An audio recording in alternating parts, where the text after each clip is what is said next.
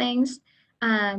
So we're going to have some opening words from Kim. We're going to have our regular round robin intro. Everyone gets to check in with us. Especially we want to know how you're faring during the fire, and what kind of help you need. And then we're going to take a moment to hear some feedback that we got at the September meeting, and think about how that relates to our 2-year work plan that we are just kind of starting that planning process now. Then I will check in with everyone about our new online listserv, since we're in the midst of transferring. Just want to see if there's any questions or needs around that. And then take a minute to talk about our fall newsletter, and then the video project, just check in and see if that's something that we still want to do, if it still feels relevant. And then finally, we'll wrap up with some thoughts about the PG&E settlement funds that have been allocated to vegetation management in our county. And that'll be a wrap. So now that we know where we're headed, let's get started with some wise words from Kim. Oh, please, come on, Adriana, you gotta lower those expectations now. You know, it's just, we had our steering committee meeting last week, and we kind of started going down a few rabbit holes as far as kind of the impacts of what we've all experienced over the last 3 years. And so as we were going through this, you know, the frustration of, you know, how do we get it all done? Where do we start? What are our priorities? We were getting a little bit discouraged by it all. And I just kind of wanted to reflect on I've always been a guy 3/4 cup full. And so I tend to look towards optimism, but this isn't easy times. I mean, I've personally experienced the 2017 Tubbs fire, and that just had such an impact on me, and just like kind of the emotional roller coaster of it all. And so I just, today's a good day. And so I kind of wanted to hit on some of the issues and kind of reflect back on what we've experienced and where do we latch on to the hope of it all. And to start, we've been through the Tubbs, Nuns, Kincaid, the Wall Bridge and LNU complex fires, the Jenner Headlands fire, Glass fire, and the floods of 2018. That is a hell of a lot to experience in 3 years. You guys have all personally been affected in one way or another, and this is really a difficult and challenging time. But we also have to reflect on where we're going with this and why we as an organization can really serve as a community catalyst to do the next steps to progress out of this situation. And so I want to kind of reflect on some of the things we've been able to accomplish as a team, as a unit, as an organization, as a consortium of all groups that are participating in this. I want to highlight some of those things right now, such as the Watershed Collaborative that helped produce the Living in a Fire Adapted Landscape. That was a huge effort by the county, organizations, agencies, the nonprofit world, individuals, fire victims, resource managers. Everyone combined our efforts to come together and try to help identify the priorities on what we do with this landscape. Secondly, we also helped develop a network of cameras that would help us with early detection. And we revamped our communication system so we wouldn't have people fleeing in the middle of the night completely unaware that their fire was burning down their street. They created the Office of Recovery and Resilience, and that's helped the county to figure out how it responds to some of these things. We've just learned that there's the settlement of PG&E is up to about $35 million specifically for vegetation management in this county. And so that's a lot of money. And in the grand scheme of things, we could always use more, but it's a start. We can at least start to help prioritize where we do vegetation management and how do we apply the lessons learned from all of that. I've learned that there's been about 2,100 homes that have been rebuilt. In the last series of fires, we've had 0 loss of life. That to me is phenomenal, and that's something we really got to hang our hats on. There's been smooth evacuations during these events.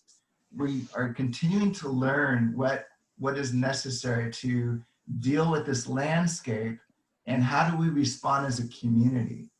Let me see, I just wanted to kind of highlight some of the other things that are happening in the state. The governor just signed bills to commit us to a 30% protection by 2030 for our biodiversity and landscape conservation. We have an investment on the state's behalf to do forest management, so that I think we're going to be able to leverage that 35 million for much more to do land management on the forest. And then we also have a commitment to things like zero emissions by 2035. We created a Good Fire Alliance. That's something that's really was politically unheard of in 2015, 2016.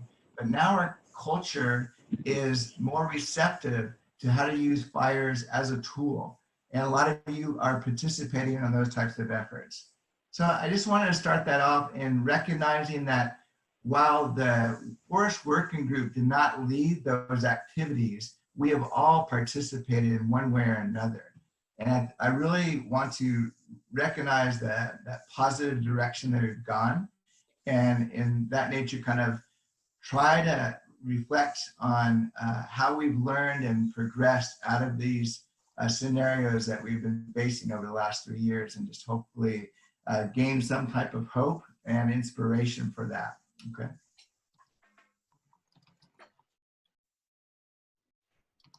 Thanks, Kim. Yeah, I think hope and our vision is what's really going to keep us moving forward here. And I like to think that a vision is something that changes over time and reacts to what happens, and isn't stubborn, but is, you know, kind of a realistic ideal. And definitely want to embrace the idea of hope and all that we can do here. We've got a lot of power among us. So, any other comments or responses to Kim's words?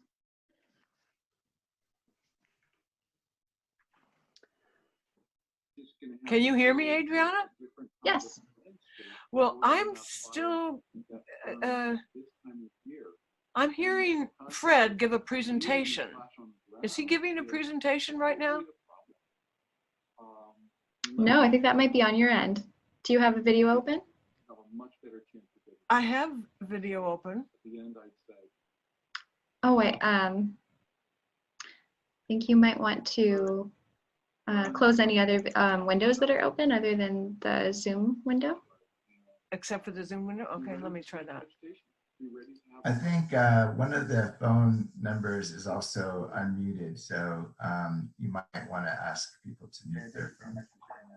Yeah, that's a great idea. Yeah, if you're on a phone and you're not speaking, you can mute yourself either by your mute button, or I think using *6, and you can unmute using *6 also.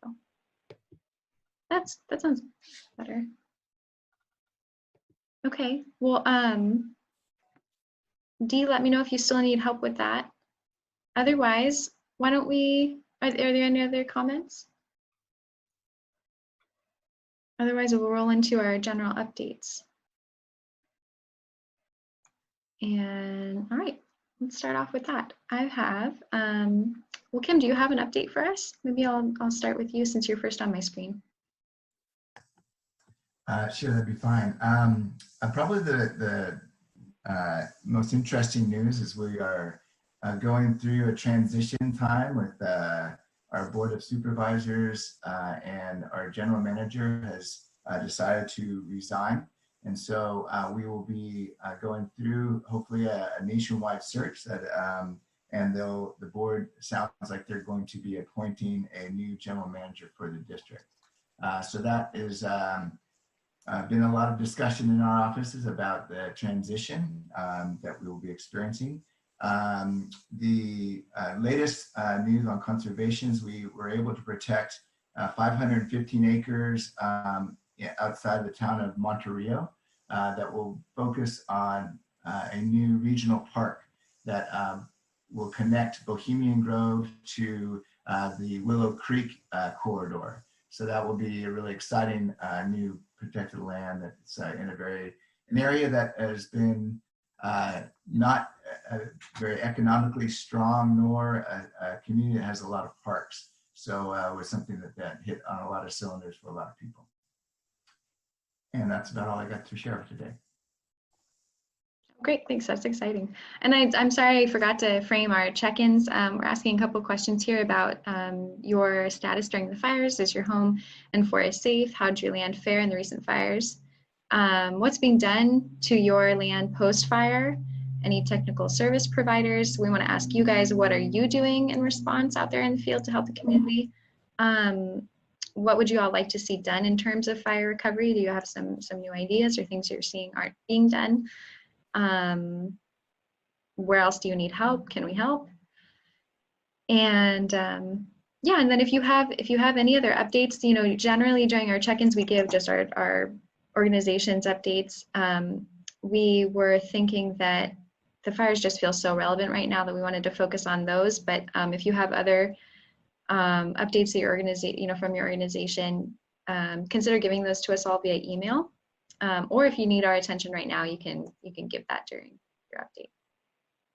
And it's funny, Kim, because this was your idea, Kim. We developed the agenda together. So, gotta follow the guys, right? No, it's all good. All right, so the next person on, yeah. Right. That's fine. Next person on my screen is Dee, but she has walked away, so I'm gonna go next to Cailin Cornwall. Hey everybody, haven't joined this meeting for a while, so it's good to see people. But I want to let my colleague Jason speak first for the Ecology Center. Thanks, Caitlin. Oh, there he is. Yeah. Well, I don't have too much to report, but we are going to have a prominent role in the fire recovery effort through the county, it looks like. So we're going to be one of the 3 consulting contractors to help with toxic runoff recovery, sediment reduction, and erosion control. So we're helping to get that effort off the ground right now. We're also going to involve our GIS department with helping to do the mapping and prioritization work. So we want to jump on that before the rains come. And, same old stuff, looking at trying to advise and, systematic fuel reduction efforts with an ecological approach. So looking forward to presenting that to the group and potentially starting up a little committee to focus on how to put those PG&E funds to the best use. That's about it from my end. Thank you. Great, thanks, Jason. The next one I have is, I think it's Cailin on the 541 number. She wants to give an update and introduce herself. Can you hear me okay? Yes. Yeah. Okay, good. Hi, everyone. I'm Cailin Notch. I'm an AmeriCorps fellow through CivicSpark, and I am working in between the Goldridge RCD and Fire Safe Sonoma, doing wildfire outreach and emergency preparedness for Sonoma County. I started about a month ago, so I'm learning a lot about this field. My background is in city planning. Had a lengthy virtual orientation, but now that I'm over a month into my project, I'm kind of diving in head first with kind of setting up webinars and doing outreach to the community. So I think I'll leave it at that.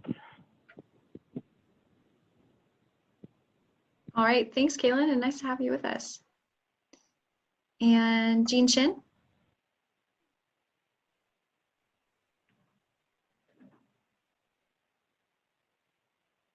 Hi, everyone. I have a few updates. We haven't done a lot right now with our Fire Safe Council. We're just getting revved up. And with the Northern California Forest Committee for Sierra Club that I'm chair of, we've now got 5 working groups: the Forest Practice Rules / Forest Management, pre and post fire for forest protection, oak woodlands and savannas, forest restoration and resiliency, including wildlife habitat, and incentives program, including climate change and sequestration. All of these will also be including support for small landowners. And our lead for our oak woodlands savannas group lost his home in the Berryessa fire. And so we are really needing someone who would be willing to take that on for a year until he's got more time. If you guys know anyone, I've been checking around, but if we don't get a lead, we're going to have to hold off on that group. And oak woodlands are not included in the forest practice rules because they're not a forest where they're making money off the woods. So we need to get someone. We have a really great group who's in there to help out, but they're not lead. The other thing is that we have the SRA regulations. Mary Lee Gwinion has joined our group, our committee, and working on getting better protections for that. So that's a whole conversation in itself. I just attended the CLFA meeting this morning of foresters, and the Humboldt Del Norte Trinity Unit Chief of CAL FIRE, Kurt McGray, spoke. He said there have been 8,500 fires so far in 2020 with 4.1 million acres, 11 to 15,000 firefighters. Last year, there were 5,800 fires with 462,000 acres. So this year is pretty crazy. We have had 6 of the largest 20 fires on record this year. And the other thing that I thought you would find interesting is CAL FIRE. So they don't have any funds right now because of COVID, but they are expecting funds to come in. They're pushing for 200 million for veg management. So get ready to put some grants together for that. And yeah, I guess that's it. So the SRAs are mostly for protection of rural roads. And I just want to mention a little bit more about that because there are some false narratives going on. The forest practice rules put those together, or the Board of Forestry put those together after the 2017 fire. And any county can make their own up as long as they're equal to that or better. Sonoma County put together ones that were not as good. And when they were denied, Sonoma County decided they got some lobbyists from the land development, and from the rural road representatives. And they're fighting to change the rules for the entire state so that for new developments, instead of having to have a 20-foot width for ingress and egress, that they would only have a 12-foot width, where you really can't get a fire truck in while you're having residents leave. It's pretty awful. So anyway, there's a fight going on about that. I wanted to let you know because it only deals with new roads, with new development. It does not deal with roads that are already in existence. And that's one of the false narratives that they're creating fear about. Okay, thank you. All right, thank you, Jeanne. Next person I have is Lynn Garrick. Hi, Lynn. Hi there. You may not all know me. My name is Lynn Garrick, and I'm in the Upper Markwest Watershed and parts of the Friends of the Markwest Watershed. So my 40 acres were burned badly in the Tubbs fire, and I have rebuilt, and I'm back here with a lot of help and support from RCD and grants and consultation for forest improvement and road improvement and many things I'm grateful for. But our community up here just went through the glass fire. And many of you know Penny, Sirota, and all but one of the homes at Mona's Row was destroyed. We probably have several dozen homes that were destroyed in the fires last month. And so we're again in the midst of it. My own property burned in the Hanley fire, it burned in the Tubbs fire, and it was just missed by a half a mile this time. So we're getting great support, but there are many things we need up here. And right now I've outreached to RCD for some consultation around the best practices around the dozer lines that have been put in as fire breaks. We have something coming up around helping landowners determine the viability of trees and what are most hazardous, what species, how you know if your trees are dead. We have also reached out to Russian River Keepers and Sonoma Ecology Center for help when that help is available and when our St. Helena Road becomes open again, which it's not right now. It's a little confusing to me whether I should keep bugging both agencies for help. I don't know if that help is being determined geographically, and I don't know where we fit into that. So I would either stop bugging either Russian River Keepers or Sonoma Ecology Center if I can know just who I should continue to bug. Some of the things that we're going to need help on in the future, we definitely need help on creek restoration, erosion control for Mark West Creek. We have lost a lot of canopy, and I don't know about this fire, but in the 2017 fire, lost a lot of the canopy around the creek. We had a wonderful watershed volunteer effort last year. Many of us up here are older folks and retired folks, so having like the Conservation Corps crews and the AmeriCorps interns help with those volunteer projects is very, very helpful to us. And I think the other thing I would say that I am facing, and I think my neighbors are going to be facing as we do this cleanup, is that we have a tremendous amount of cut fuel on the ground as lop and scatter. And every day when I walk my property, I look at the burn piles. I know what to do with, and we'll get to those this winter. But the amount of cut trees that we have that are not close to roads, that are in some of our ravines and on some of our less accessible land is a real worry for us up here. And I think if that's not enough, I'll just stop there. Thank you. That's all really good to know what you're seeing and what kind of help you still need. Sounds like you've gotten support, but there's still more that can be done. So thanks for sharing that. And if any other ideas come up, feel free to pop up and say, or to share with the listserv. And I'll talk to Sonoma RCD to see if, are they in touch with you, Lynn, right now, Sonoma RCD? Oh, absolutely. Okay. Absolutely. No, Aaron and Valerie are terrific. And I've reached out to Jason as well. Can you see I'm not sure what you can see of me on your end. I can see you. But this is Gregory, for a little bit of warmth into this discussion. Gregory, he lost this year in the Tubbs fire. He was out on his own for 8 weeks and he survived, and he's kind of a symbol up here of what we can get through. Yeah. Oh, and he liked the meeting. Well, you can give him cuddles for all of us. He's really cute. Great. Thanks, Lynn. Okay, the next one I have is a 707-965-7635 number. Do you want to unmute and speak?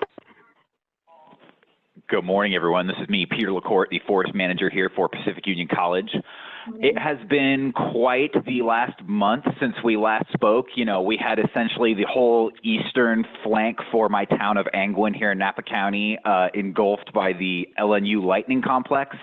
And we are now just getting out of the woods of the glass incident. And so, frankly, my forest is sitting in the middle of a little donut hole that has just been completely surrounded by fire.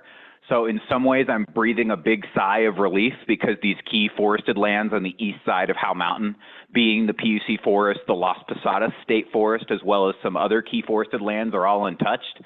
But that being said, with, I don't know what the figure is, about half of Napa County burning in this last 2 months, I'm a little alarmed because we all at this table have a plan of what we're going to do, but we need some time to be able to execute it. And any day now can be the day that the fire comes and, you know, takes over one of our beloved ecosystems that we here tend for. So, you know, I'm feeling encouraged by the amount of work that is ramping up to help fix this problem. But, you know, as we all know, we're kind of running out of time before even larger swaths of our state get burned. So that's kind of how I'm feeling on this beautiful Thursday morning. That's a whole lot to handle. Thank you for sharing. Next person on my screen is Jacob McDaniel. Good morning, everyone. I'm Jacob McDaniel. I'm an AmeriCorps fellow serving at Sonoma RCD through Grizzly Corps at out of UC Berkeley. Yeah, I think things that I'm kind of encouraged by and want to see on the ground is yesterday, Jason and I had a meeting with a local mycologist, Taylor Bright, who was talking to us about some applied mycology for introducing fungal inoculants to help aid decomposition of like slash piles. So that was really exciting, and just looking forward to partnering more with her and her team to see some real world applications of this cool fungus. Yeah, so. That is so interesting and something I've been thinking about on my own property. So please tell us more when you guys know more. Definitely, will do. And yeah, aside from that, I know that the whole team here at the RCD is just doing a bunch of technical assistance and landowner outreach right now.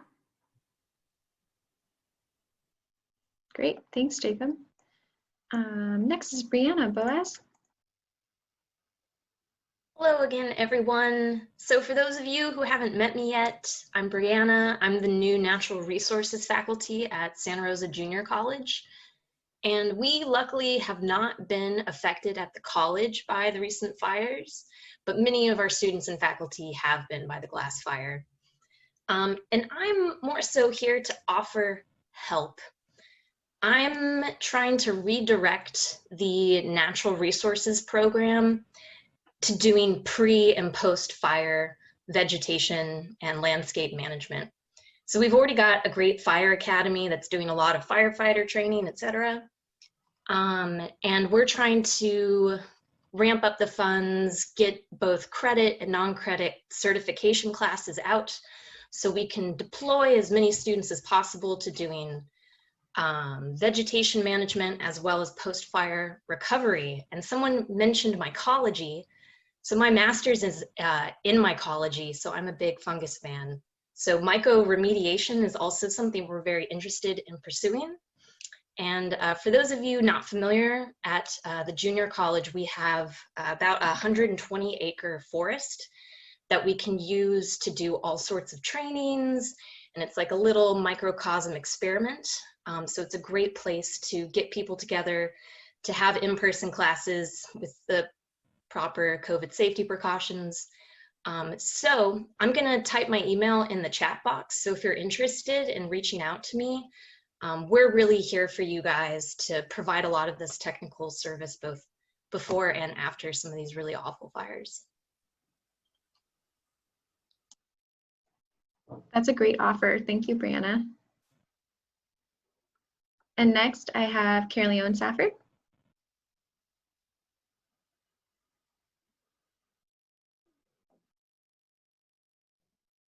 Hi, everybody. Sorry, I'm in 2 meetings at the same time. I'm Caerleon. I work for Permit Sonoma Fire Prevention Division, where we're doing all kinds of interesting stuff moving forward with a wide variety of programs. Hold on, sorry. There we go. This is what, like, welcome to our world, right? How many of us aren't doing this all day, every day? We have several grants on the ground that we're getting moving forward, including a grant that'll do vegetation in defensible space and structure hardening assessments in 15 areas throughout the county and offer some incentives for those. We're working on updating the Sonoma County CWPP, which is in great news, and we're moving forward with that process. Regular defensible space inspection programs are still moving forward. We recently submitted another enormous proposal for a grant through FEMA's BRIC program to do more defensible space, structure hardening, and sort of community scale protection. So that's in the works too. So we're very busy moving forward with all of this stuff at this point, and really hoping to help be a part of the solution to what clearly is going to be an enormously fire-prone future. Thank you. And Caerleon, what was the FEMA's program called? What did you say? BRIC, B-R-I-C, which is, I can't remember what the acronym is. It's something to do with building and infrastructure. And their idea for that program is that what they're really wanting to do is be proactive to disasters and disaster plannings rather than reactive. Who doesn't think that's a good idea? I think that's a great idea. So it's pretty exciting, and you know, we'll see where it goes. It's a big ask and a heavy lift, but should it work out, it is going to definitely be an all-hands approach to doing everything, bringing everybody into the process of helping to find real solutions to a seemingly unsolvable problem. And while I think, like all of us, I go back and forth between complete despair and hopefulness. I'm trying to land on the side of hopefulness. We can do things, and we can. It's just going to be a long, slow, painful process. Took us 150 years to screw up this environment. We're not going to fix it in 10. So we just all have to really maintain our most positive motivation and keep moving forward as best as we can with the tools at hand. Yeah, it's a marathon for sure. Thank you, Caerleon. Okay, next on my screen is Robert Aguero. Yeah, hi everyone. I think this is my first time here. I am a RPF that works at Permit Sonoma in their natural resources section, mainly doing permitting and other natural resource compliance. But my background, I was a consulting forester for about 4 or 5 years here in the county before I came to the county. But yeah, I'm here just to learn, help out any way I can. If anyone has permitting questions or things about the county level involvement, I'm happy to help. Great, welcome. Thanks so much for coming. All right, and then Ellie Insley.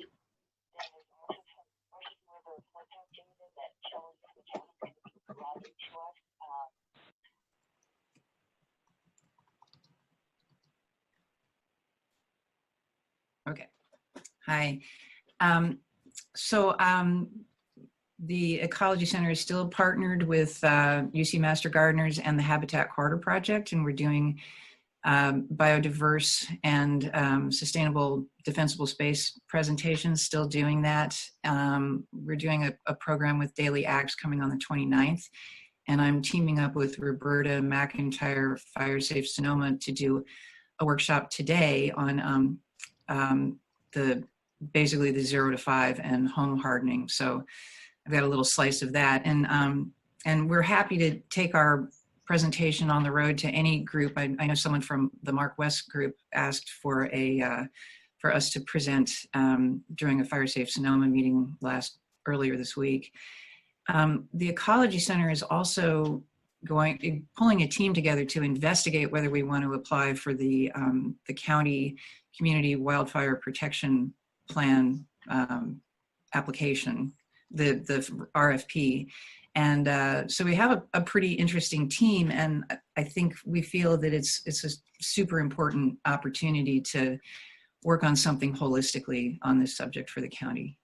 And that's about it. Caitlin, if you have anything to add on that subject, feel free to fill in. Should I do that now, Adriana, or do you want to come back to me later? I think now's a fine time. Yeah, go ahead. Well,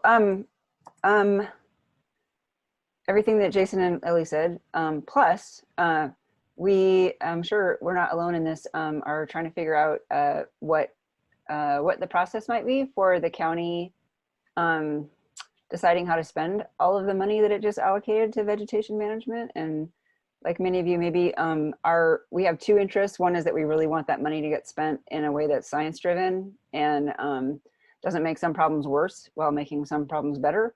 And then we also would like to be one of the contractors actually spending that money and doing that work. So I've been trying to figure out who is deciding that stuff. That's one thing I wanted to mention in case anyone else out there knows anything or wants to talk about that. Another thing I've been thinking about a lot, and I guess I should just say that my personal bubble and the Ecology Center's staff are fine.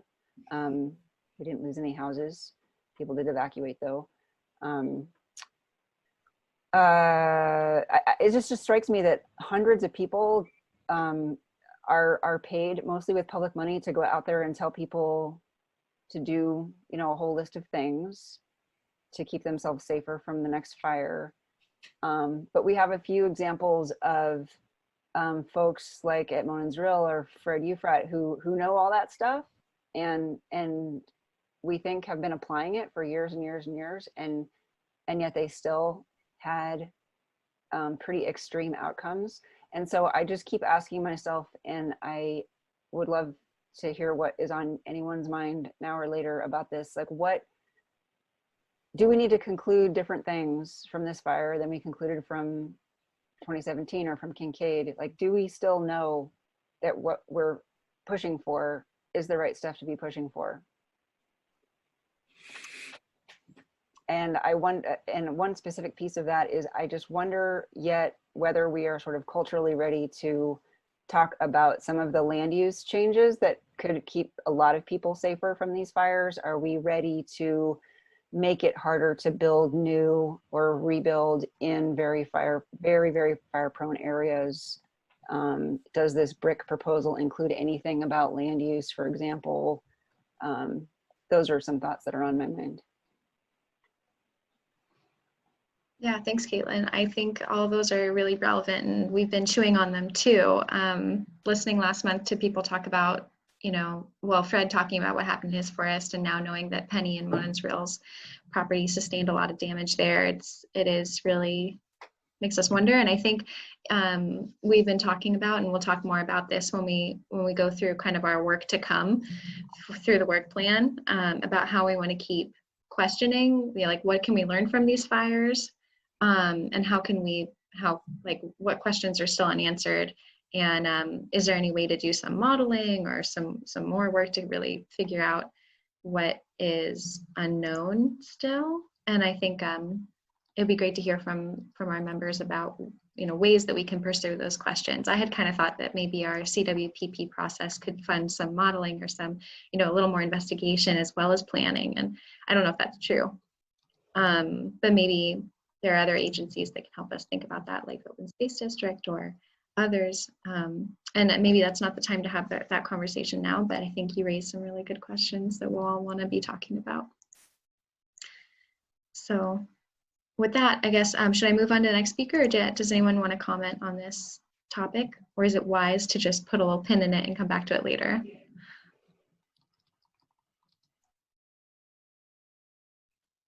I think we'll put a pin in it for now. Okay, and our next person is Chucky Edwards. Hi everybody, it's great to see you all. I'm a stewardship project manager with Sonoma Land Trust, and I work on our coastal preserves. And there's been a lot of communication just within the community, like following the Wallbridge fire. So that's kind of the main thing to report, that there's a lot of connection and motivation on the coast, and I think I mentioned that last time.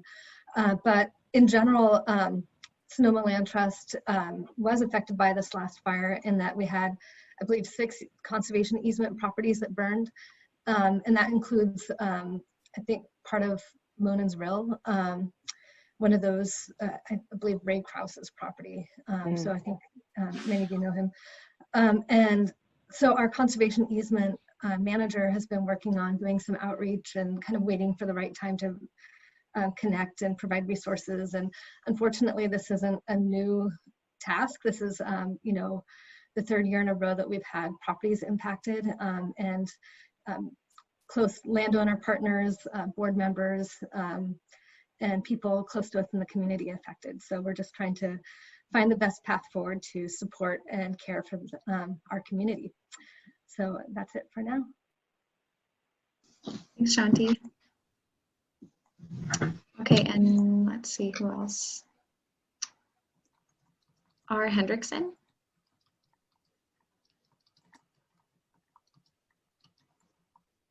Hi, everyone. Can you hear me? Yeah. Cool. I'm Rachel Henrickson, and I'm a new employee of the Sonoma Ecology Center. I'll be the new restoration project manager, and I'm just here today to sort of absorb context and get up to speed with the conversation. And I'll be assisting Jason with the projects, coordinating projects at the SEC in the future. Thanks. Okay, great. And I think there are a couple of phone numbers that I didn't yet call. So just, why don't you just unmute yourself if I haven't called you yet? Adriana, can you hear me? Oh, Arthur, yeah, sorry. It's okay. Yeah, so, well, let's see. Yeah, I mean, this fire season certainly has shaken me as a, you know, as a fire victim from 2017 and you know, hoping we might have a little respite, and we certainly didn't get it this year. And now, you know, friends like Penny and Monon's Rill have lost their homes, and Ray Krause, who's been part of this group at times, and other people in Kenwood. So I'm asking a lot of the questions that Cailin and Caerleon referred to of just, you know, what do we, well, Fred said it last time, I think he said, you know, everything we thought we knew is wrong. I'm not sure if I believe that 100%, but I think, you know, we really need to reevaluate, you know, what are the assumptions we've been making? What do we think we know? And, you know, maybe we've learned a little bit from what's happened, even if there's, you know, there've been a lot of places where the results were not what we were hoping for. Maybe there, I'm sure there's some things to learn from the 2020 fires. And just as, you know, trying to fall on the side of hope, and that's a struggle sometimes. But a couple things, you know, I remember after, well, Penny told me she went up to Monon's Rill, and you know, in some ways it wasn't as bad as she thought, because the landscape was not as the natural landscape was not as devastated as she was expecting. You know, she had a feeling it was going to come back while her house, of course, is gone. And it just reminded me that these fires so far seem to be primarily human tragedies as opposed to natural tragedies. You know, it's impacted the human world, but the natural world, you know, is pretty resilient, and it will, at least around, you know, what I've seen after the Nuns fires, you know, a lot of that forest is coming back, or it's turned into another type of vegetation that will eventually develop back into a forest, even if it's shrubland right now. So I guess I just keep thinking, you know, we need to step back a little bit, and something else that gives me a little bit of hope is that, you know, the estimate for in indigenous times for how much of the state burned was like 4 to 12% of the state, which pencils out to about 4 million to 12 million acres. So the 4 million acres this time, which is a record in modern times, is actually at the lower end of what was burning in indigenous times. And I say that with completely recognizing these are different types of fires. These are not the relatively cool fires that would have happened 200 years ago, but at least it gives us an idea of what, you know, what the scale of burning that was going on before Europeans got here.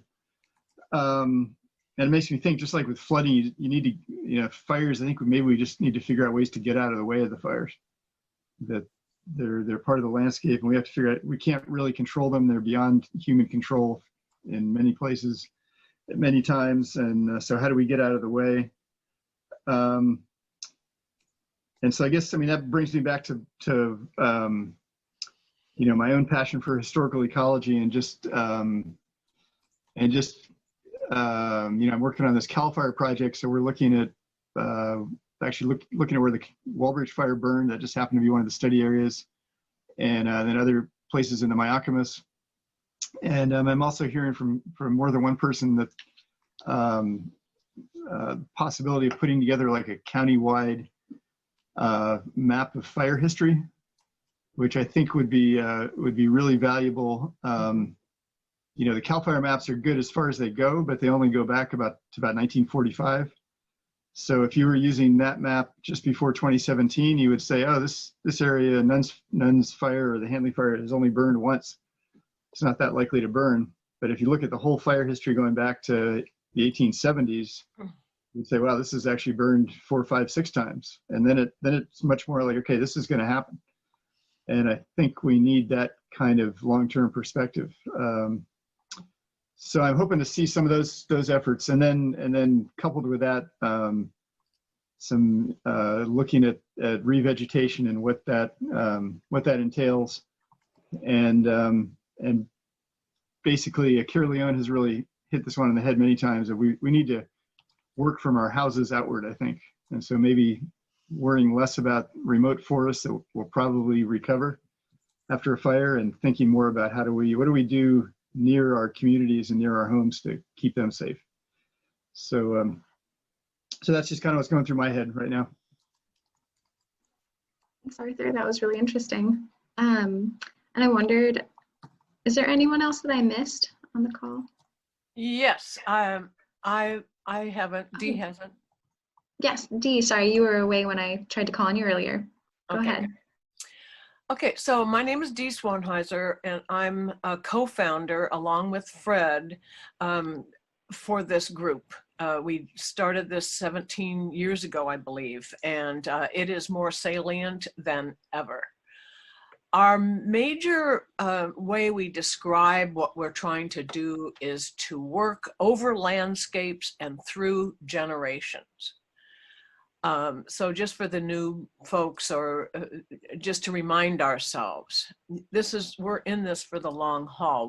We are in the long haul, and human tragedies are, yes, it's not nature's tragedies, but let me say that humans are causing nature's tragedies. The catastrophic nature of them and the tragedy nature of them. So we have to take responsibility, and that's what I'm trying to do, and I know we all are trying to do, and I laud everybody. I visited Fred's forest. Fred, are you still on the call? I didn't see for sure if you are, but I did drive up there with Peter a couple of weeks ago. And I won't go further other than to say it was more than I can describe. And I'd like to talk to Fred about it. To take some photographs, etc. So I'll do that offline. But I'm representing today 2 groups: the Taking Action for Living Systems, which was born out of the Forest Working Group.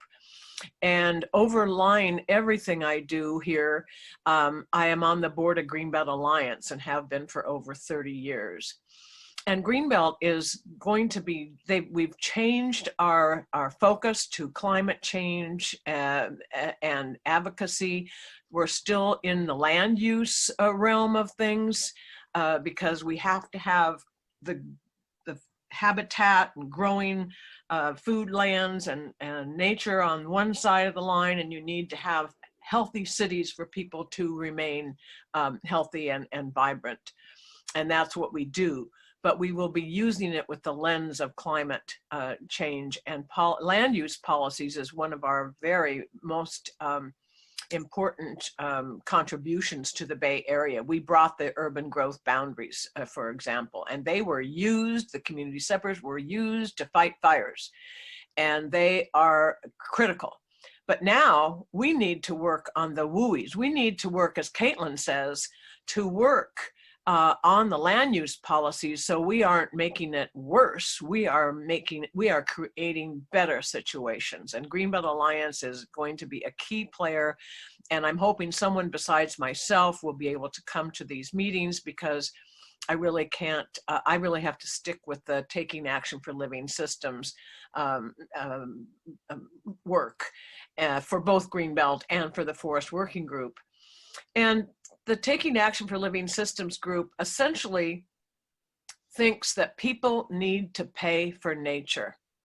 To help humans get back in balance with nature, there has to be financial backing beyond the current funding that's available, or that is even so far even on the horizon still. It needs to have a suite of funders. And we need to include everyone in this, not only the forest and working landowners. We need to include the beneficiaries of the lands that support everyone's very existence.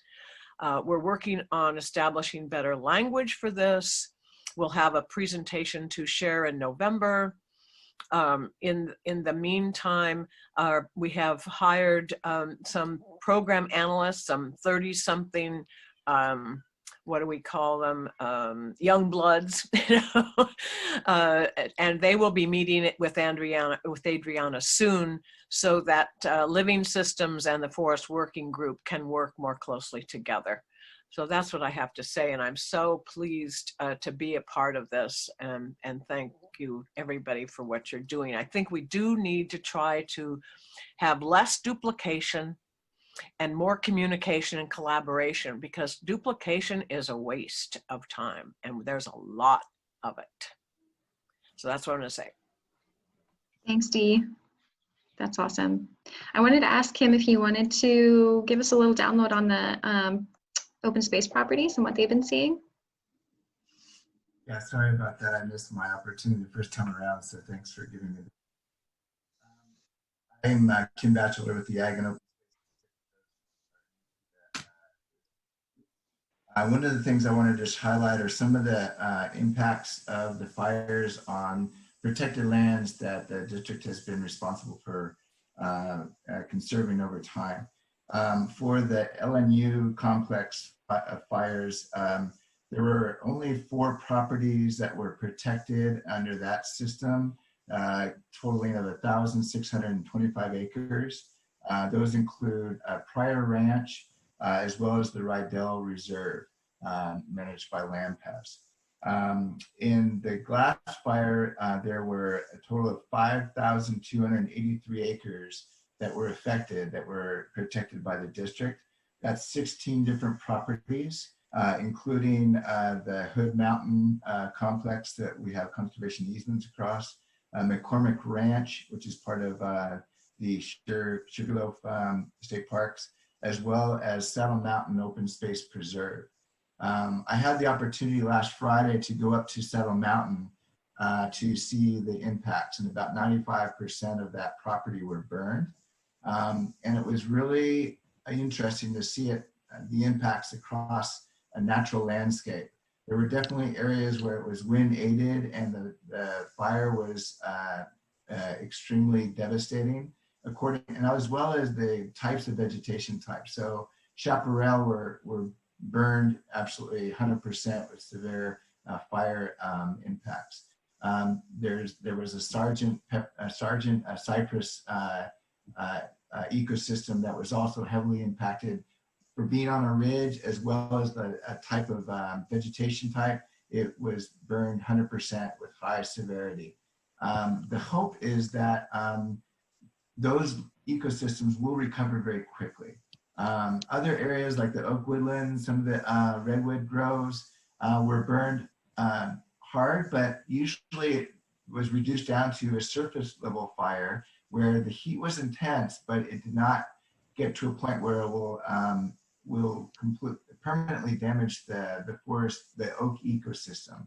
So it was really eye-opening experience to get out there so quickly after a fire where stumps are still burning, and the impacts are so visible so quickly.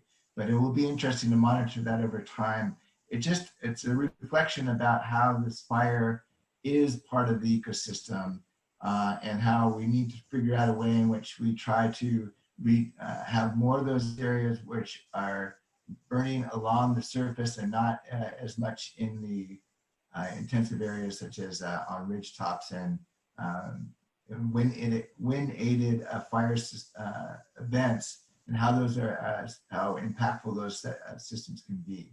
So it will be interesting also to get back out to Fred's property, up to Monan's Rill, and really discuss, okay, what could have been done to prevent that, and try to really maximize the lessons learned. We do know that we invested so much time and effort to try to manage those properties as best as possible. But it's, as Fred knows, and the folks at Monan's Rill, it's like, it's not a given. We just don't know everything, and the fires are going to come in different ways. And so I think it's just a matter of a continued collaboration, trying to figure out, use the best science possible to try to figure out what to do next.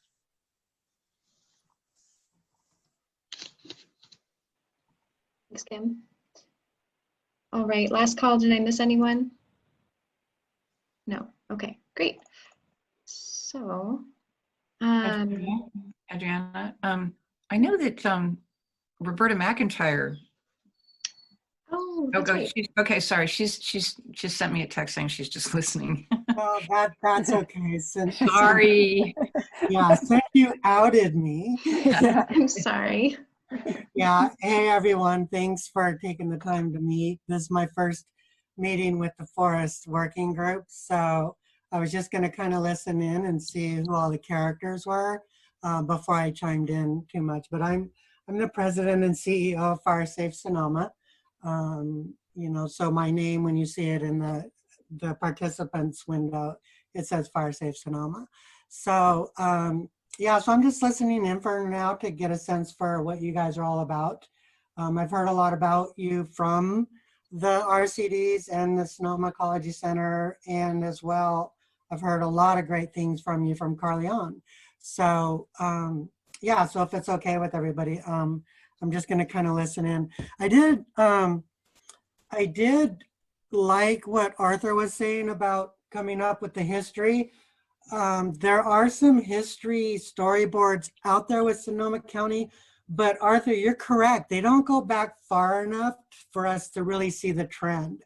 And when I saw the fire occur up off St. Helena Road, the glass fire, I think, gosh, there's so many now, I can't keep them straight. But anyway, with that fire, I went back to see if I can find history from that area, because other parts of Sonoma County, we've got a good history, a relatively history going back not too far, where we can start to see trends. I can anyway. But I was worried about that area, but I didn't see enough of a trend historically to be able to share a thought from me personally that would say, gosh, this place is going to burn pretty quick. Intuitively, I felt like it was due, but I didn't see enough history to be able to say that publicly. So Arthur, you are correct. I think we really need to dig in and resource that and come up with a more robust fire history. Other than that, obviously I can talk a lot. I'll just yield the balance of my time. Adriana, can I just bring up one thing or highlight something that Jason Mills mentioned, and that is the issue of invasive species and how this fires are actually giving them more windows to come in and convert native grasslands in particular into various, basically take over with invasive species, which are and potentially more fire prone, and also the potential for conversions from chaparral into grasslands. And I just wanted to highlight that. I don't know if there's any time to talk about things like that, but to have that in our awareness. That's definitely a concern, and I think it's something that we should keep talking about as we, as our partners take on projects and to address that, and we kind of grapple with that as a working group. Yeah, thanks for bringing that up. And I think, in the future meetings, please let us know what you're seeing and what you think needs to be done. I think you know, at the end of the meeting, we're going to be talking about the PG&E funds and kind of like how to put together some good advice to the county about how to use those funds. And I think invasive plant control should definitely be a piece of that. I see Arthur has his hand raised, but before we move on, I just want to say thank you, Roberta, for coming, and I'm glad you're having your first session with us, and I hope we'll see you again. Arthur, did you want to say something?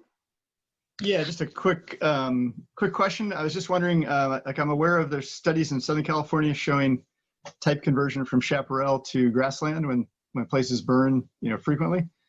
But I haven't seen that for Northern California. So if anybody could point me to a study that shows that, I'd be really interested to see that. I'm always interested in being as specific as possible. I think mistakes can be made when we look too far afield for information like that. But I would love to see a study or something that really points to that possibility. Arthur, this is Jeanne.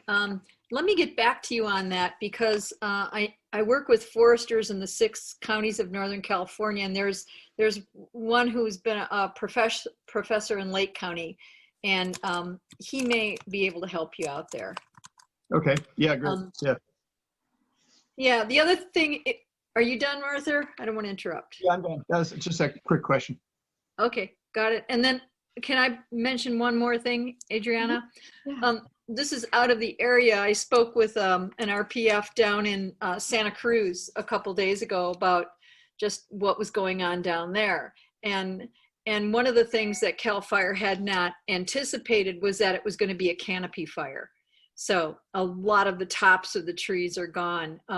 Also having all those lightning strikes at one time, wondering, is that an anomaly or is that going to start happening regularly? Because redwoods can't take that if it happens regularly. It was good that the fires down there started at the coast and they went up to Highway 9. If it had been on the other side of Highway 9, it would have been much more devastating, but it did do a really bad job, as everyone knows, on Big Basin. So, and it really, the ridge tops were completely lost in several places. So you're talking about the winds, Kim. All right, thanks. Could I jump in momentarily? Sure. Yeah. Yeah, I just wanted another question for people. I've looked into this just a little bit, but does anybody know anything about percolation modeling for wildfire? The little bit that I've read about it suggests that if you have you need a certain density of trees to get a fire that will spread from, basically across whatever grid size you create, 10 square miles or something. And if the density is less than a certain amount, then you won't get that kind of spread, which seems like, my impression is that's what's happening around here is we're getting these wildfires that start and then they just, to use that word, they percolate all the way from, Bothay Napa State Park to Highway 12. So I'm wondering if those forests were broken up a little more, maybe I'm no expert on this stuff, but instead of a fuel break in the middle, whereas if the fire gets across the fuel break, it's still going to percolate through. If the forest itself was more patchy, if that would slow down the spread of wildfire. That's one of the experiments going on, that they're going to be doing like clumping and having grasslands in between that can either be grazed down or mowed down to see if that can help slow it down.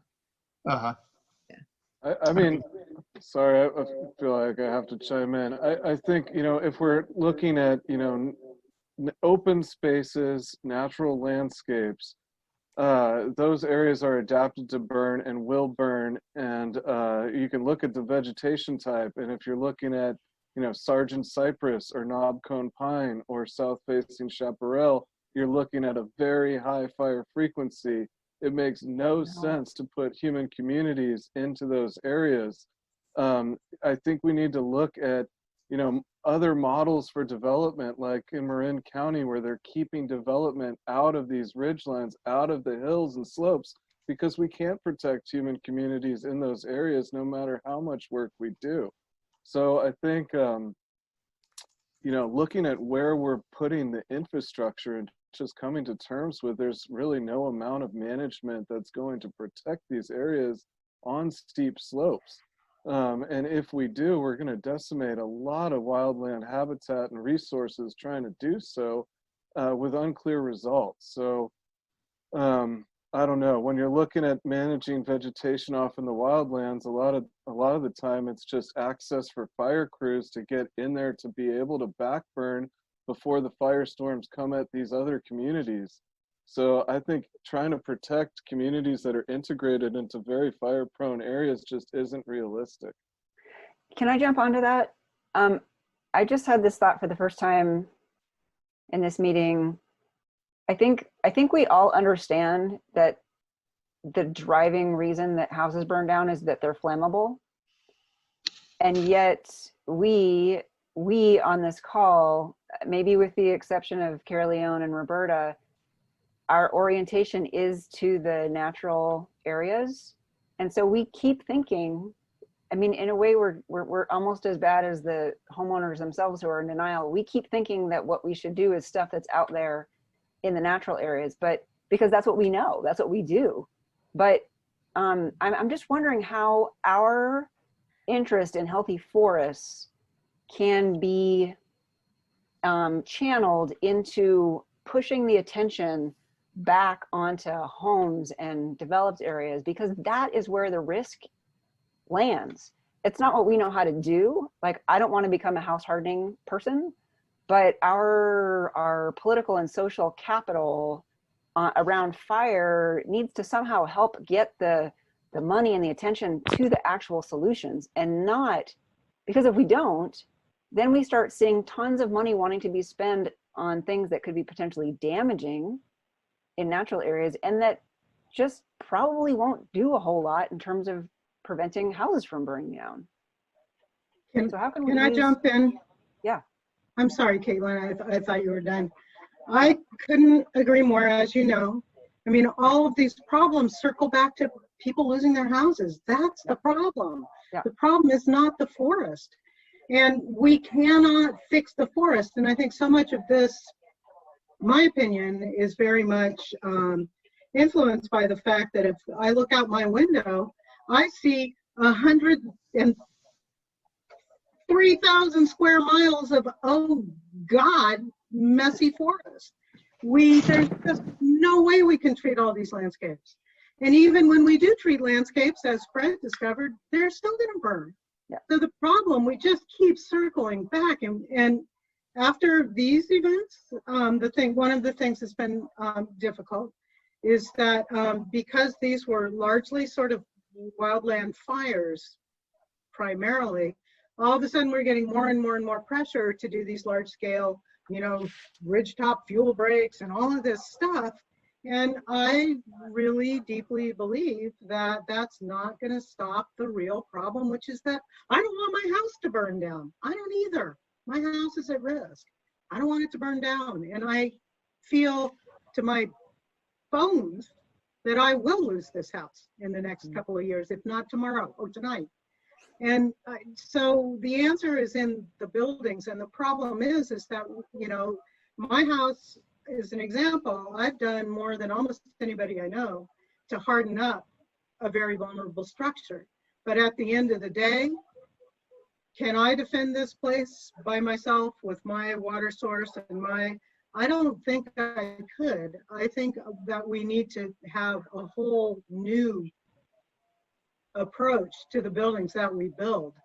And, you know, I'm personally starting to move forward to build a series of Weber barbecues that I will live in, that are round, that are really as bomb-proof as you can get them. And I think that ultimately that's where we have to go, because we can't stop the fire. I think that the lightning is going to keep coming. I don't think this is not, I'm deeply concerned about the lightning thing, because I'll tell you what, living at 1,500 feet, that was terrifying that day. And I don't think we're done with that. And the more that happens, it's the whole darn county is going to be burning. And again, we keep looping around. We're not rich, And what I would really like to say, I'm sorry, I'm kind of going on and on, but what I would really hope is that the first word out of everybody's mouth, even if you're a forester and your primary concern is in ecological values, which are critically important, I don't think they're not.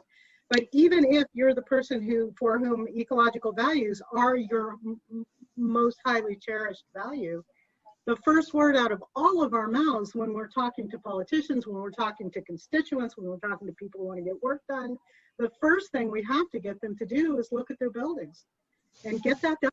And the problem is no one wants to do it. It's expensive, it's hard, it's frustrating.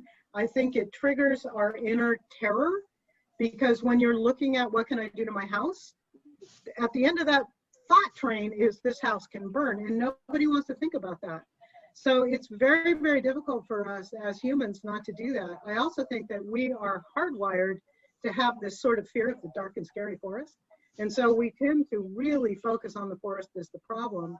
And the more all of us in this room can really start making that house outwards approach as a primary part of what we're talking about.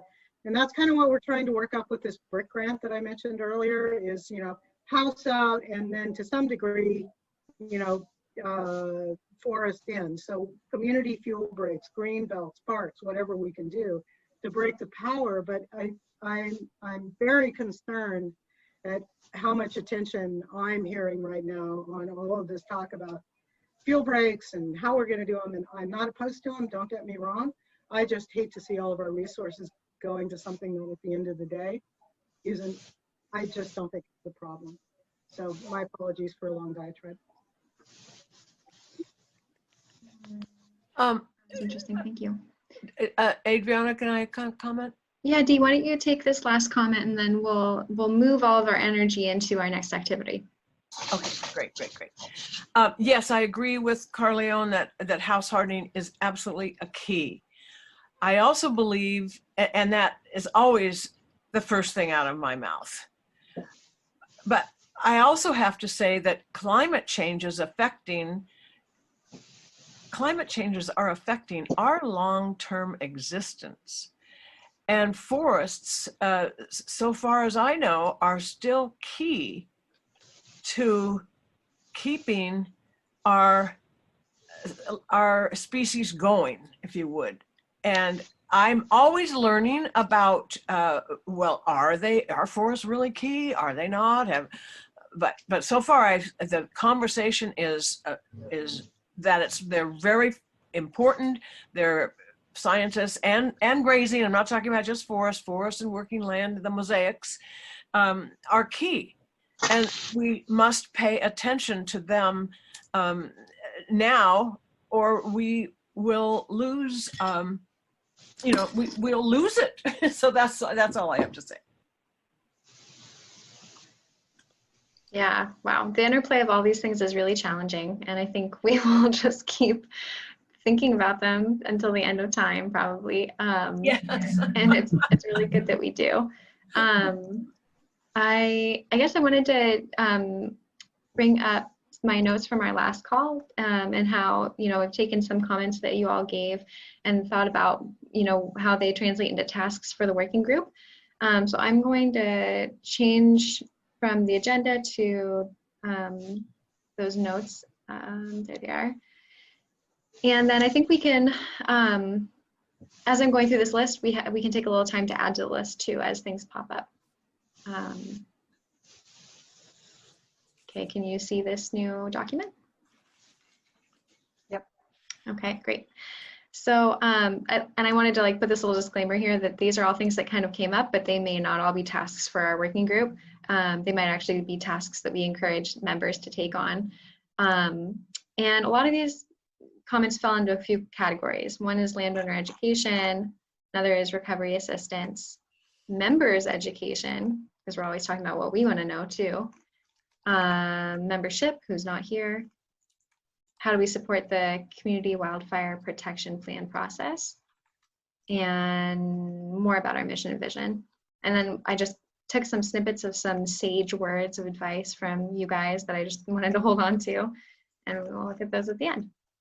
So starting at the top, we had the suggestion that we should elevate the story of a landowner who has had success in receiving NRCS funding for forest thinning or other forest practices. That was actually going to be, ironically, that was Monan's reel. As I think Penny had, or someone had the suggestion, like, oh, we should talk about like how it was getting that funding and what the result was and all of that. I mean, it's not ironic. In some ways, it did work, and I think her forest is probably the better for it, even after this fire. But we may want to look at a different landowner just because she's going through so much right now. But yeah, that was the idea, just kind of like showcasing, here's someone who did it, here's how you can do it too. We're thinking about assisting landowners in working with their neighbors to create some kind of collective grazing program for their area for fire protection and post-fire fuels management. As grasses come back strong or other invasive species come back strong, can we use grazing across property lines to keep those fuels down? And feel free to jump in at any time if you want to make a comment. I'm just having a thought that my brain and maybe some other people's is, we were just talking about how fire risk reduction. We were just talking about fire risk reduction, and we were just talking about how forest condition is not that related to fire risk reduction. And so this is actually coming to this document is actually a big mental switch. Mm-hmm. Just we're talking about forest condition and health and conservation, which is really not about fire so much. Okay. Yeah, actually that's interesting, because this is really, I think, yeah, what we're talking about is more the forest's own fire protection and how it wants to retain its structure that it had before the fire by not being overcome with grasses or doing a type conversion or whatever, possibly through maintaining some of its undergrowth. I guess we could, based on our last conversation, we could help neighbors get into masonry to make their homes less flammable or something with bricks. Right. But anyway, that's kind of a joke. Dee, did you want to say something? Just quick, we always say forest because that's what we've always said. But I want to remind us that maybe we should change that, because it's working land. It's the mosaic of the landscape that we are focusing on, and I don't want to have us forget that. Good point. I also kind of want to remind us that we have been at this for 17 years, as Dee pointed out, and we have ebbs and flows of this stuff. We haven't had fires like this in a long time, but we also are thinking about everything from riparian protection to helping foresters plan out, or landowners figure out how to manage their lands from a timber perspective to a lot of different things. So I don't want to be, I know we're in this moment right now where it's all about the fires, but we also have to think a little bit more broadly about all the things we can do as a working group to help educate ourselves on what to do, and to be able to be a resource. That's always what we've been focused on, is being a resource for landowners as they confront these issues. We have to be careful not to, I guess, overextend ourselves to areas where we have no expertise. I mean, I totally respect what other organizations are doing. Like the Fire Safe Sonoma are focused on home hardening. That's great. That's the beauty of this organization, is that we've had these different interests. I think what Adriana is trying to present is a little bit more of a holistic approach to what we can do on forest landscapes. And maybe that's not consistent with the discussion we just had on how do we make homes more fire safe. But I guess I kind of, hopefully we can look at the long-term perspective, and or maybe I'm just on a soapbox on my own.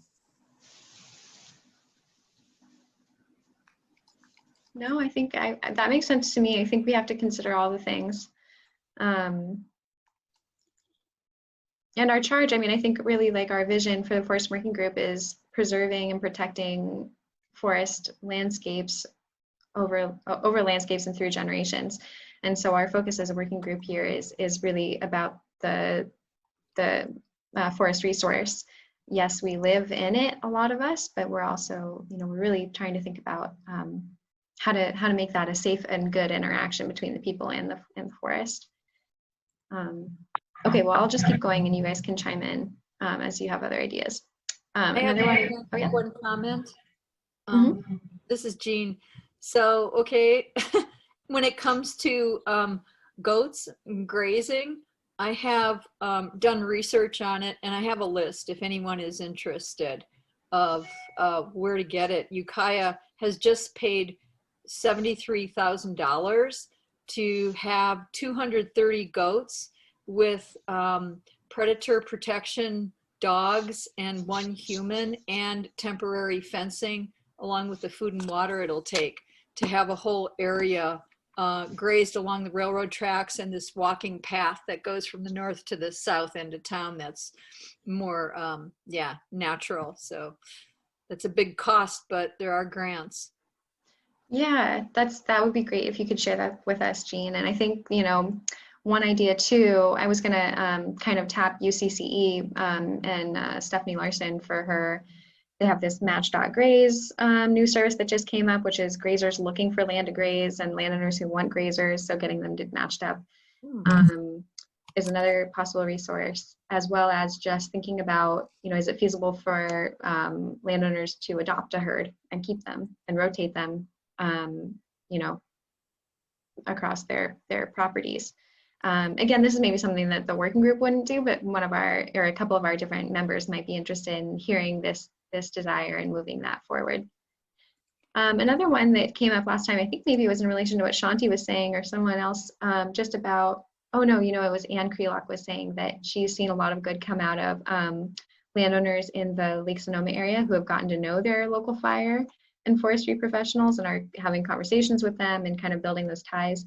So just knowing that when people know who to talk to and what their local issues are, they're more tooled up and they're able to act more boldly together. So I was thinking, is there a way that we can help kind of do meet and greet events or something by Watershed, something like that?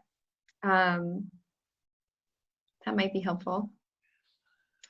And then also, this is, I think, the one that rings a bell with what Shanti was sharing last time, is just that there may be members among us who would like to start fire safe councils, but maybe need the help to get that to happen. And so I just thought, if anyone here is interested in that, we should get you connected to Fire Safe Sonoma and start that process so that y'all can get organized.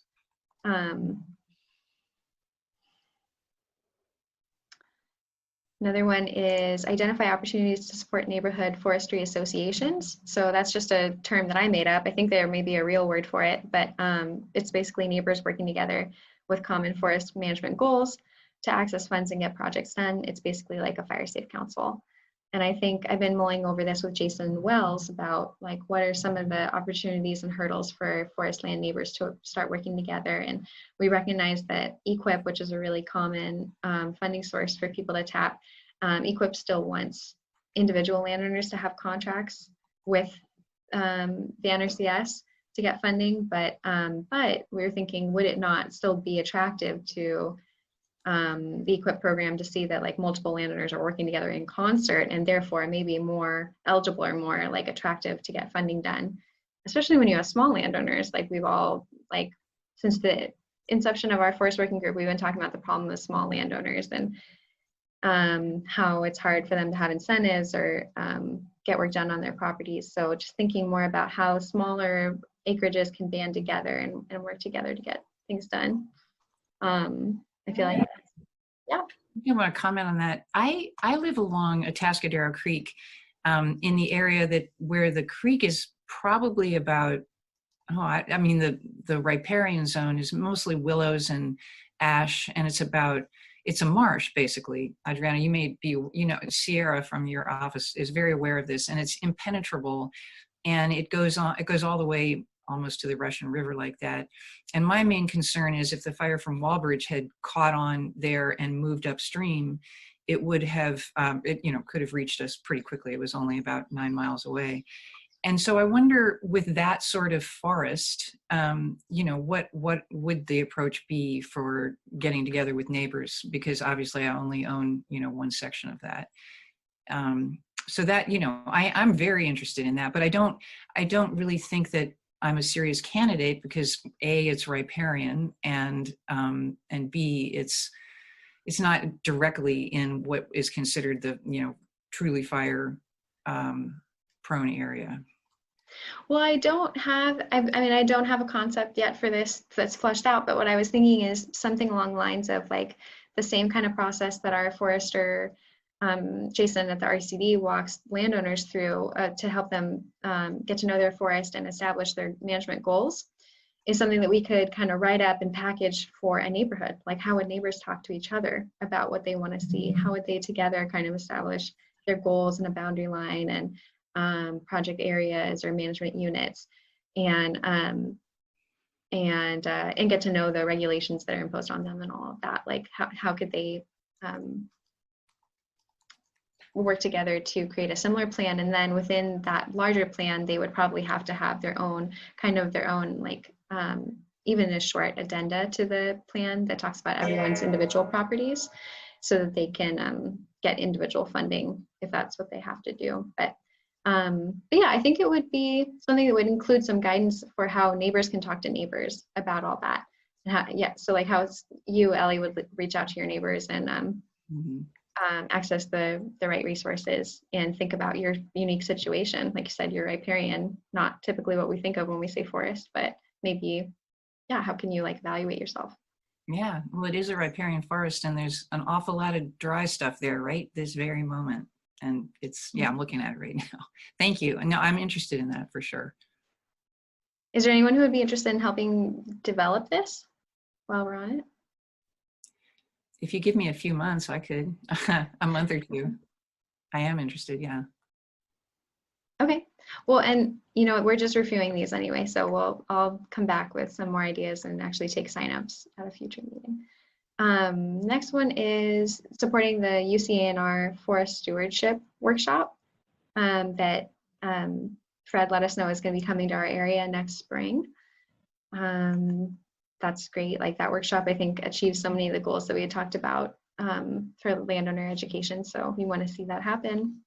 And then someone mentioned that we should look into just other funding sources for the kind of outreach that we want to do, thinking like creatively about our churches or community health centers interested in our work, or, you know, community foundations or Fire Safe Council. Is there, you know, some ways that we can match their funds? As far as recovery goes, we had pretty resounding support for a landowner workshop about how to recover post-fire. And I've received some interest from some landowners in something like this, as well as just advice on how landowners can connect with each other to make recovery easier during this time. A lot of people don't know their neighbors, or don't know, you know, what they can do to work together. So packaging something post-fire wise, I think would be really good. As far as our members' own education goes, we had a suggestion that we learn more about what the Ag and Open Space is doing in terms of their huge mapping efforts, and how that relates to forest management, and what we can learn from that process. If we can maybe like pose some questions to them that have been burning for us, and see if they wouldn't mind mapping or modeling them out for us. We want to keep learning our lessons from these wildfires. We've got a lot of questions. Can we bring in experts to help us understand the impacts of our fires we've seen the last couple of years? And I just jotted down some of the questions that came up in our last meeting. What's our fire history and our fire ecology like? What are some of the climate forecasts? Has anyone, you know, thought about what managed retreat scenarios for the North Bay would be? We've heard that the North Bay is likely to look more like Santa Barbara in the next few decades. You know, what does that mean, and how can we adapt to that? What are the threats and trends of type conversion that we think might happen, or we're already seeing happen? And just learning more about how many acres have burned in our county in the last 5 years. And then we thought that a conference would be a really great way to hit a lot of these education goals for both members and landowners. We were thinking about a virtual conference, maybe 2 days or something, 1 day for members, 1 day for landowners, and anyone can sign up for either which one, where we get to talk about these issues in a panel style or presentation style. I'm pretty interested in that. And someone reminded us that we should really reference what we've learned from past Forest Working Group conferences so that we don't lose what we've already learned. And then there was kind of some burning questions about proper thinning, forest thinning for ecological benefit. And if we could learn from those folks who have already done thinning projects or other treatment types to the same end, and get their thoughts on what worked and what didn't. Next month, I think we're going to be hearing from Peter LeCourt about the thinning project in Angwin. So that's, you know, we're going to be acting on that right away, learn more. So yeah, we can talk about other speakers who can help us drill down on that issue more. As far as membership goes, we had a couple suggestions about who's not here. We wanted to invite the tribes to be speakers and presenters and members. The Good Fire Alliance, Jared was with us for a little bit, but then he stopped attending, and we still want to know more about what's happening over there. And they have a new representative too, so we should invite them. The Office of Recovery and Resiliency is another one that we felt like is a kind of potentially a big player in recovery to the recent fires, so we want to get them engaged in our work too. And then finally, Caerleon, I'm so glad you're on the phone for this one, because we wanted to think more about how we can become a part of the county's community-wide wildfire protection plan process. There were some thoughts about how to engage that process with Permit Sonoma. How can we provide input or review the content or be part of a really generative discussion and use this planning opportunity to its fullest? Can we, through this planning process, do some modeling that'll help us learn about what kind of fuel treatments work best in our area, or not just fuels, but also like forest treatments for forest health and what they mean for fire impacts? And then, you know, can we use that planning process to continue to think outside of the box about funding and different ways that we're going to implement the work we want to get done? So, Cailin, do you mind giving us a quick word about how you see public input going during the CWP process and when it might start? The public, there's only 3 requirements to a CWPP. And one of them is that they're collaboratively developed with input from federal, state, local, and community stakeholders.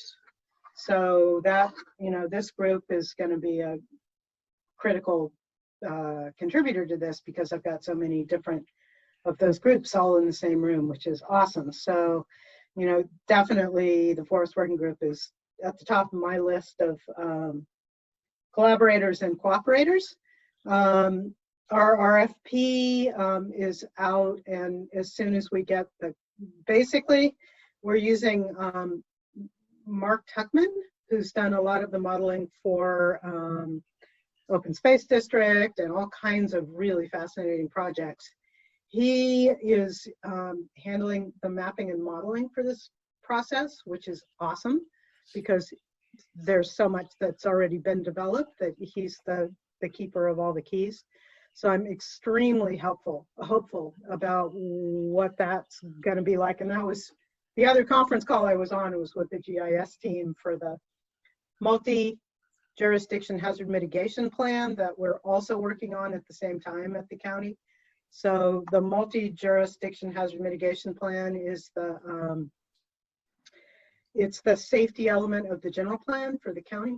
And with the update of the multi-jurisdiction, we also applied for the update funds for the CWPP. And the CWPP will be included in the multi-jurisdiction hazard mitigation plan as the wildfire chapter. So they're separate but tied together, separate processes but tied together. But that does give us access to a little more funding than we were able to get from FEMA to do the mapping and modeling, which is super handy because it'll fit into both plans. So I'm really excited about moving that forward. I actually was just talking to Mark Tuckman about meeting with him maybe tomorrow to start talking about that. We're also working with the Sonoma County GIS team, Shelley Bianchi Williamson, who's a GIS goddess, and Dr. Stacy Drury, who is a Sonoma County resident who works for the Forest Service, who's also he's a PhD modeler, and he's also weighing in. And our first step is to sort of start looking at, well, a couple of questions. What do we want in an ideal world? What can we get accomplished in the time involved? What can we afford? And those are the three primary questions that we're asking. And certainly, you know, forest health and all that stuff is tangent, but parallel with the scope of the CWPP. As soon as we get the contractor that we have the RFP up for now, their job is to sort of write the plan, wrangle the community outreach, wrangle up all of the that side of the process. So I won't be writing this plan. Yay. But I'm just involved, right? So I'm just involved in kind of keeping the train on the track. And that should be, I think that our RFP, we should have our contractor on board. I think it's November 11th, because we're out in the open stage now. So that's where the process is at. Any questions about the RFP, go to Lisa Hewlett at the county. I can't answer any of those. That's on her side of the street. But we're really excited about the process, and the Forest Working Group clearly will be an absolutely critical part of that. Might want to, once we get it rolling, put a monthly agenda item for the CWPP, so we can check in every month on what's going on. And oh, that would be awesome. Great. Okay. All right, and then just to wrap up, we have, as Kim said, optimism needs to be a part of our mission and vision. Yeah, we want to keep that kind of central to what we do and to our communications with the public, so that people feel motivated towards our goal, our vision for the county. And then some wise words. Jill had said that we need to continue to ramp up all the efforts we've been working on, since the threats seem to be ramping up too. Good to think about. Fred, after he had, you know, if the fire come through his property, he says not to get overly confident about anything. Most of what we think we know could be out of date or wrong. So that's something to just kind of keep in the back of our minds. Arthur said, yeah, it's a really hard time. Our community is going through some mental health challenges collectively right now, and so we need to keep optimism in sight. Wendy Smith, who was on the call last time, said she's really interested in us being careful and thoughtful in our work and really using science to guide us. So I think that's a great way of like reminding ourselves to bring science to the top of the conversation, and even bring in scientists when we want to learn more but don't have it within our group. And then Kim, this is a great last word. He says, I encourage us to keep our goals here realistic. Which, you know, there's so many different ways that we can, you know, so many goals that we can have or projects that we want to take on, but we also have to be realistic about our capacity. So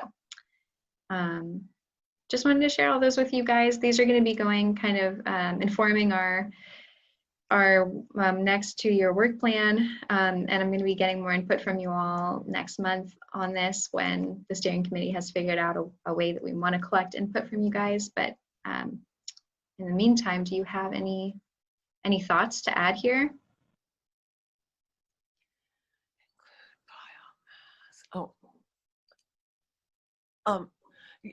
Yes, I just want to invite everyone to put in here what you think we should be doing if this isn't on our list, because we can only be helpful if we are doing the right tasks for you next year. So if this doesn't do it, shout it out, because we don't have time to be wrong many times anymore. And I want to put this up for you all. It's about time, you know. So please shout it out. Let's do what you want us to do. I should also say that, thank you, Dee, and just want to comfort everyone to know too that we have our old year plan, work plan to build off of. So everything that you've ever told us before, we're still going to bring that forward. It's just not here because I just wanted us to think or to see the things that people were saying last month and felt most relevant to them, you know, right now. But I think we're going to still take everything that we had talked about in the past and keep that going too. So why don't I'll actually just email this out to the group and you guys can make some notes on it, send it back to me if you want. And if not, we'll have time for it next month. So I'm going to go back to our agenda. And looks like we're at the next item, which is about our listserv. Does anyone have any questions, concerns about the new listserv? We haven't officially changed over from Yahoo Groups to groups.io yet, but we're using both of them. And my hope is that we will officially use groups.io pretty soon, maybe like starting in November. Yahoo Groups won't disappear. I think that'll probably still exist for quite some time. I was looking into like seeing if I can get any messages that are sent to Yahoo Groups to be forwarded to our new one so that people can know that if they send to one group, it's going to go to the new group. If they send to the old group, it'll still go to the new group. But has anyone had any trouble like getting the new emails through groups.io? Just maybe that's a good place to start. I just wonder if we're getting them and then there is nothing that we need to do because we're getting them, so we're signed up. That's right. Yeah. And then, so you're getting them, that's good. I think you would want to still go and create a login for yourself at groups.io so that you can also access our emails through the online platform. Otherwise, if you're getting them in your inbox, that's great. If they're going to your junk mail or your spam mail folder, then you want to let me know and I can help you change that so that they come to your inbox. And Jeanne, I know that you and I need to make a date to work through some things. Anyone else having issues? Adriana, I don't have any issues, but I'm not a part of the original Yahoo group. Should I be if it's still active? No, that's a good question. Yeah, you do not need to be part of the old one. Part of the reason why we made the new one is because it was so hard to join the old one. So. Well, now I'm not sure I'm getting them from which one I'm getting them from. So I'll have to talk to you about that, Adriana, because I may still need some help too. Yeah, and the way to, and we can definitely talk to you, but for everyone's knowledge, the way to check is just to look at the sender. So the sender of the new group is called Sonoma Forests at groups.io. Right. No, I'm not getting. Yeah. Okay, well, let's look at that then. All right. The fall newsletter. I have to admit that I do not have a draft of the fall newsletter for you guys yet, but if you have some thoughts about what you want to see in there, let me know. I'm going to be sending the draft to you guys hopefully before the end of the week, and you can review it and let me know if you have like something that you'd love to write about, a blurb you want to put in, or something that you feel like is obviously missing from it. You can add that. There's so many different things. So we've been sharing some really cool articles and newsletters and new videos and things that have come out and been distributed in the last month that I'm going to capture in the newsletter. And I think it's going to be a really interesting addition. So yeah, I think it's going to be great. Then the next thing is, oh, and by the way, did anyone want to say anything about the newsletter? I'm going kind of fast. Okay, great. You know, on the agenda, Adriana, I think because of the time, we should go to the PG&E funding and skip the video for now. Oh, that's right. We have just a couple of minutes left.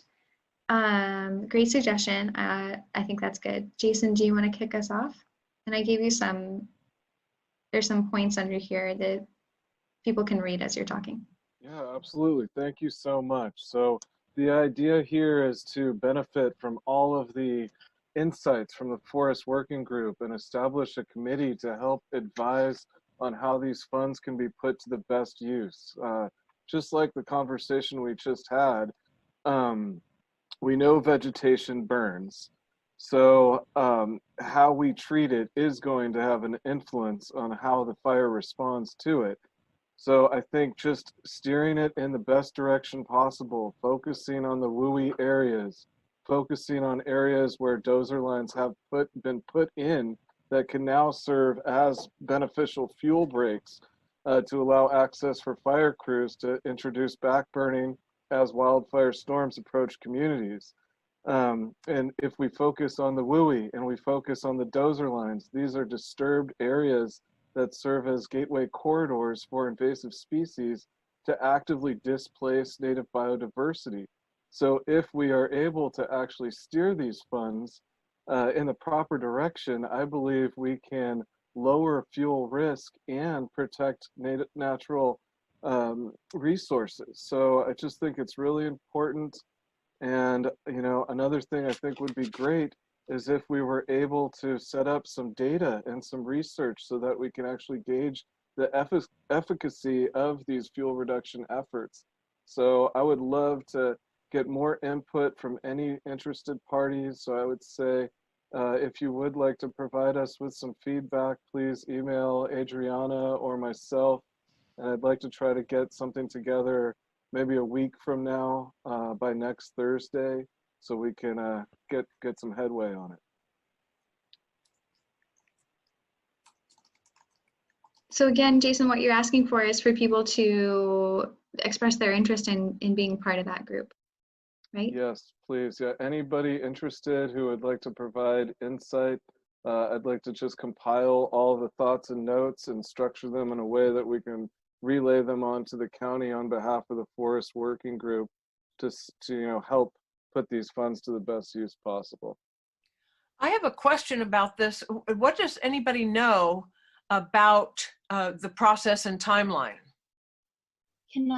I'd like to try to answer that and give some information. So this is Lynn Garrick. I've been following the PG&E settlement for quite some time as a District 1 road captain, and we've been coordinating with District 4 road captains. So Susan Gorin and James Gore's districts have been, constituents have been working on this. I want to say a little bit about what I saw having sat through or listened to the 3-hour board meeting the other night of what I see as being the priorities of the board. I think they felt pressured to allocate that $25 million for vegetation management because they got a lot of people calling in to the board meeting on that issue. So on the one hand, I think they felt pressured to put $25 million towards vegetation management, but I think we should consider that the floor and not the cap. Yes. I think that they would be willing to do more if they had good, as Jason was saying, good evidence on efficacy, but also they want to know what are the dollar amounts that things cost. David Rabbit in particular, he in particular wanted to see a spreadsheet. What are the projects and what do they cost? And give us the big picture so that we don't spend the money too quickly and then not have the money we need to do something that's maybe more beneficial, but we weren't seeing the bigger picture before we went in. A couple of other points I think are important. They talked about sustainability and generational change. They want, it's one-time money. They want it to go into work that will make a big difference for the big picture. They're very concerned about equity, that the fires disproportionately hurt disadvantaged communities. So they really want to see, can this money go partially? And I'm glad to see someone from the JC Natural Resources Program on the call. What can we do in terms of building skills among our young people, improving the economy through building forest management skills, equipment operation skills, et cetera, so that young people get jobs that will be sustainable to help build the economy, as well as vegetation management in the more narrow definition. So equity was a big issue. Fiscal responsibility was a big issue. And it's hard to not notice that supervisors represent their district's constituents. So whether they will say this out front or not, if we see that there are projects that aren't equal money for equal districts, those projects are going to have to really be well researched with a lot of evidence to get the votes that it may take to do something in an area that may not be in every supervisor's area. We're facing big competition from housing advocates who are very well organized, and you know, everybody in the county wants their roads repaired. So that was another issue that is in competition. But I just really think they want to see money, dollar amounts. They want to see a big picture. They want to spend the money wisely, but they don't really have all the information to do that. And I think that's where this group can really contribute. Thank you, Lynn. I attended that meeting too and got the same exact feeling. Jason, I'd like to join you on that committee, but we certainly need some people that aren't our regulars to help us out here. We have a certain sympathy as fire survivors to speak to the Board of Supervisors, and we're trying to use that emotional component, honestly, to remind them of what we've talked about as being a human tragedy, and they seem open to hearing that. So that's been helpful. That's really interesting to know on the equity and employment side of things, because to do this on the ground work, it creates a lot of job opportunity. So working with the Santa Rosa JC, that's a really exciting prospect right there. And you can sign me up. Yay! On the question of timing, I wonder how this is going to dovetail with the CWPP and the data that's going to be and the recommendations that are coming from that, because it seems that if we go in and try to spend $25 million before we really have our priorities set through the CWPP process, is that really what's intended, or is that going to be delayed until the CWPP is rolled out? Do we know? I don't think it's going to move that quickly. Let me just jump in on that real quick. One of the things that is really needs to be considered in this whole discussion is you can't just go and start cutting stuff down with public money without doing CEQA and potentially even NEPA. So none of this work is going to happen tomorrow because CEQA is going to have to be done on 90% of this stuff. So it will catch up with the modeling, in other words, because this is not, you can't just spend this money because you have it. You still have to comply with CEQA. So that's an important consideration. Yeah. So, you know, And I don't early, go ahead. Well, I don't think the board moves that quickly anyway. I think they've asked for a plan. They've asked for information about roads and what it would cost to do roads. They've asked for that to come back in 30 days. But I think I hope that this is a very deliberate process that's going to take months, and probably they may allocate buckets and amounts, but they're not going to allocate projects, I don't believe, until early in next year. And we have a whole new supervisor coming on in the beginning of the year. And I think it's going to take some time. I think they need all the input they can get, but I think we need to realize that it's a long process. Thank you so much for the feedback. Caroline, a quick question. I don't want to get too deep into it, but working on that countywide CWPP, do you think that the modeling efforts are going to help provide direction to steer these vegetation management funds, and will the timing of the two work out? I think that it should. Yes and yes. I mean, that's the point of a CWPP really, is to get those, you know, priority areas circled up. And, you know, at the end of the day, we kind of know where they all are anyway. You know, when I wrote that $6 million grant that we're rolling out for the other FEMA grant that we got right after the fire, we drew 14 circles on the map saying these are the communities at risk to wildfire. And we're worried about them. And so we're going to launch this program here. A very large number of them have burned up. Right, and the way we came up with that determination of risk was simply that I had one of our GIS guys drop a map that had married proximity to very high fire severity zone, which is what FEMA wanted, with high density housing. So areas that had both of those factors were purple, say. And then we looked at, you know, slope and other stuff and just used our minds. And then I called the local fire chief and said, dude, what wakes you up at night? And those areas got circled up on the map. And the fact that several of them has burned tells me, oh yeah, that's because these were high risk areas. We kind of already know this. We don't really need that much data. We need data to justify our actions, but we all know where the problems are, every one of us. And how, thank you. How involved is CAL FIRE going to be in helping steer this? The CWPP? Well, or the county veg funds. I'm just wondering where their vested interest is. I don't know specifically. I can't speak to their involvement in the PG&E funds. They're a critical part of the CWPP, for sure. Good. Absolutely. I think that was one of the points that I raised in the beginning of our meeting today, is that we have that 25K directly, or 25 million directed towards veg management. We have to leverage that as best as possible. And so that's where CAL FIRE comes in with the state funding.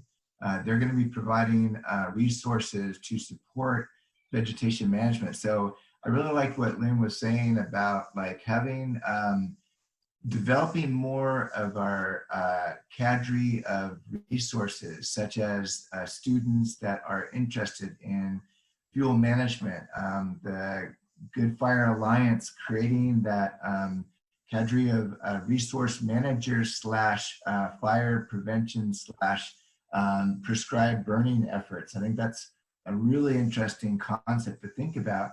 How do we develop a better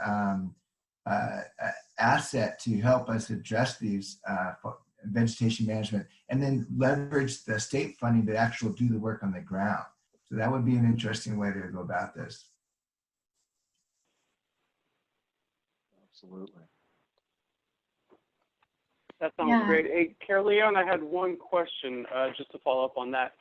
This is Brooke. Is the CWPP process, is that going to help facilitate streamlining the CEQA process for the fuel reduction type work?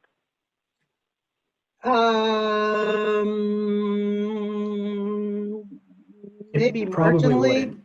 Yeah, they're kind of different It would streams. streamline funding. Yeah. There is early discussion of a programmatic EIR for Sonoma County.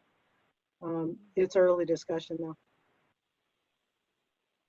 Okay, thank you. I see here a comment from Peter that says the Cal VTP program can hopefully help to speed up CEQA process for mass fuels reduction projects with public and private funds. So that might be one thing. I also just want to say that I think what would be really interesting for us to show the county to all of us in this room and the other, you know, environmental organizations that aren't here, is to just say, hey, these are the funds that we already have available.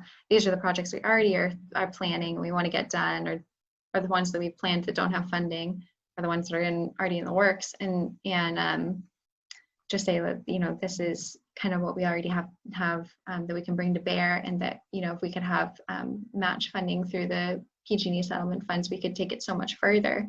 So kind of outlining that, I think, is also helpful to them. Well, thanks everyone. We're at noon, and I think, again, if you would like to help Jason with this, just send him or me an email after the meeting saying, yeah, I'm interested in continuing this conversation. Otherwise, yeah, thank you for your time today. I feel like we had another great discussion, and I'm really glad to see some new faces. Welcome, and please come join us again next month. And, you know, feel free to use our listserv as a way to stay in touch in between these two meetings. I'm going to copy our chat that we have, and I'll share that out with the group so that you have all that for reference later. Thanks everyone. Have a great rest of your week. Adriana. Kudos to Adriana. Woohoo! Thanks. Great work. Thank you.